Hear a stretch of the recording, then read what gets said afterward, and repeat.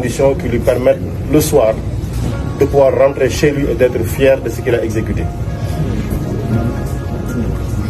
La question du contenu local, c'est pas parce qu'on est une entreprise sénégalaise qu'on peut s'exenter de respect du contenu local. Vous êtes tous assujettis à ces préoccupations-là. La question de la préservation de l'environnement, nous sommes tous assujettis à ces obligations-là, on devra les respecter. J'aurais bien aimé, au regard des informations entendues, dire que Soret Mines est une entreprise modèle. Mais vous entendez l'inspection du travail, le régional des mines, l'ITIE, l'environnement, tous ont des contentieux ouverts sur un manque de respect notoire par rapport à l'autorité qui est investie du mandat de l'État dans leur secteur d'activité. Pas de réponse, pas de respect des obligations.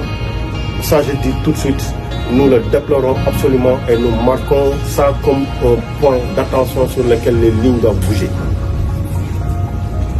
Et je précise, on ne va pas durer, parce qu'après ce qu'on dira, les conclusions qu'on en fera, on les fera ailleurs.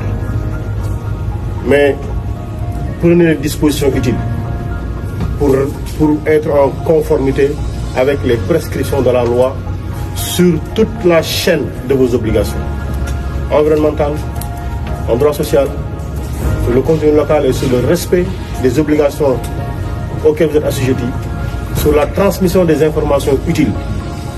Et nous avons transmis une mise en demeure pour des informations que nous avons demandées.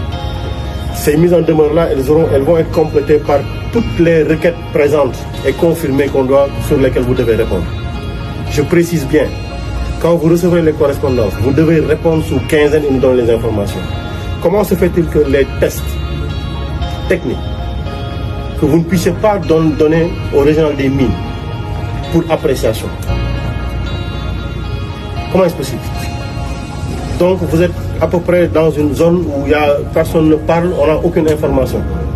C'est pas possible. Et ça, je ne le dis pas à l'endroit de Soret Mines, je le dis à l'endroit de toutes les entreprises minières qui devront aujourd'hui et maintenant se mettre aux normes et respecter toutes leurs obligations. Et nous sommes là pour cela.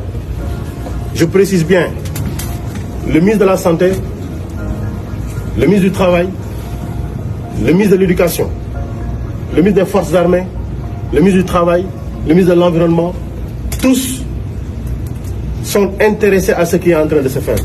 Et nous ferons un suivi collectif de toutes les obligations, mais de toutes les entreprises minières.